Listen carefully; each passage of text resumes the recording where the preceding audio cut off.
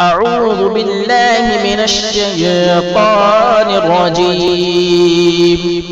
يا أيها المزمل قم الليل إلا قليلا نصفه أو انقص منه قليلا أو زد عليه ورتل القرآن ترتيلا إنا سنلقي عليك قولا ثقيلا إن ناشئة الليل هي أشد وطئا وأقوم قيلا إن لك في النهار سبحا طويلا واذكر اسم ربك وتبتل إليه تبتيلا رب المشرق والمغرب لا إله إلا هو فاتخذه وكيلا واصبر على ما يقولون واهجرهم هجرا جميلا وذرني والمكذبين أولي النعمة ومهلهم قليلا إن لدينا أنكالا وجحيما وطعاما ذا غصة وعذابا أليما يوم ترجف الأرض والجبال وكانت الجبال كثيبا مهيلا إنا أرسلنا إليكم رسولا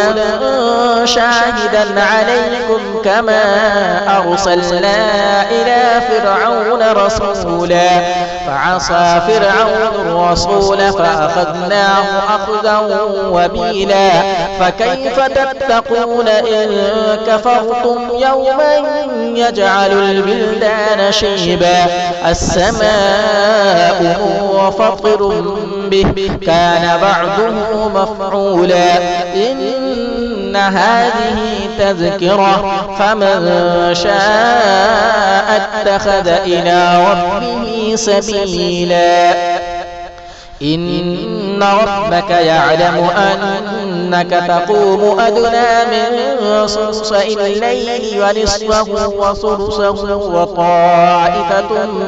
من الذين معك والله يقدر الليل والنهار علم أن لن تحصوه فطاب عليكم فاقرؤوا ما تيسر من القرآن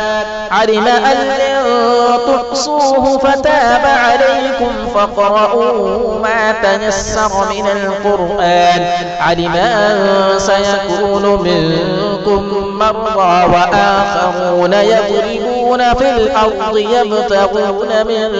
فضل الله وآخرون يقاتلون في سبيل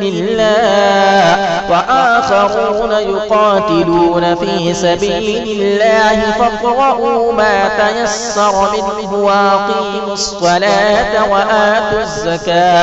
وأقيموا الصلاة وآتوا الزكاة وأقرضوا الله قرضا حسنا وما تقدموا لأنفسكم من خير تجدوه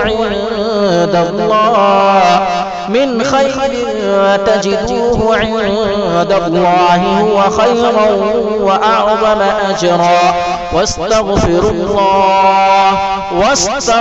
الله إن الله غفور رحيم.